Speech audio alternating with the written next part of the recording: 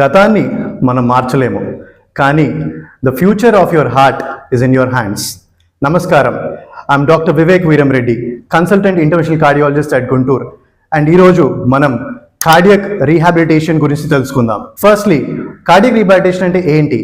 It is nothing but a medical supervised program where there is a group of people to help how to recover your heart after a heart attack or after heart failure.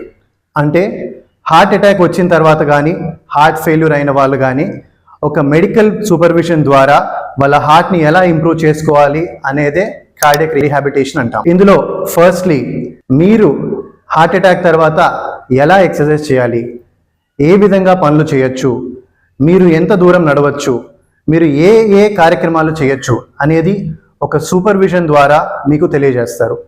Number 2, risk factors like diabetes, hyper tension, high cholesterol, obesity ఉంటే అవి ఎలా control చేసుకోవాలనేది మీకు తెలియజేస్తారు. Next, smoking ఉంటే smoking ఎలా ఆపాలి, స్మోకింగ్ని ఎలా క్విట్ చేయాలి అనే దాని గురించి మీకు హెల్ప్ చేస్తారు.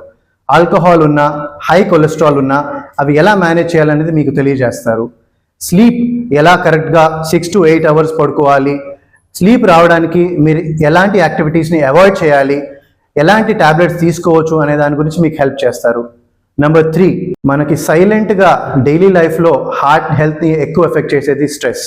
సో అన్నిటికన్నా ముఖ్యంగా స్ట్రెస్ని డైలీ లైఫ్లో ఎలా మేనేజ్ చేయాలి అనేది మీకు ఈ రీహాబిలిటేషన్ ప్రోగ్రామ్ ద్వారా తెలుస్తుంది.